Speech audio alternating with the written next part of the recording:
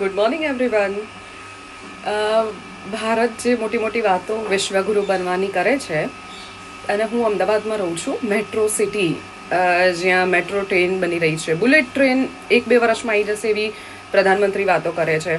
પણ જમીની હકીકત શું છે? આજે અમારા ઘરે એએમસી અમદાવાદ મ્યુનિસિપલ કોર્પોરેશનની એક પ્રગતિ અમારા ઘરે આવી છે, જે હું તમને બતાવવા માંગીશ. કે જો આજે અમારા ઘરે આવેલું આ પાણી છે, તમે જુઓ છો કેટલું મસ્ત પાણી અમારા ઘરે આવ્યું છે.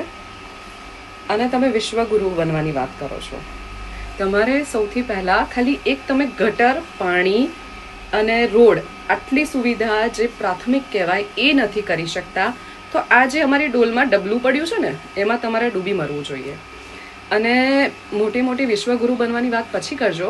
પહેલાં જે લોકો, આપણા જે સ્થાનિક લોકો છે ને, એ લોકોને કેટલું ચોખ્ખું પાણી પહોંચાડવું જોઈએ એ બીજા દેશો સુધી શીખી લેજો. કેમ કે એ લોકો જે આટલા ખોબા જેવડા દેશો છે ને, સિંગાપુર, મલેશિયા, એ બધા બી આપણા પછી આવેલા ને આપણાથી વધારે જલ્દી વિકસિત થઈ ગયા છે, આપણાથી 50 વર્ષ આગળ છે.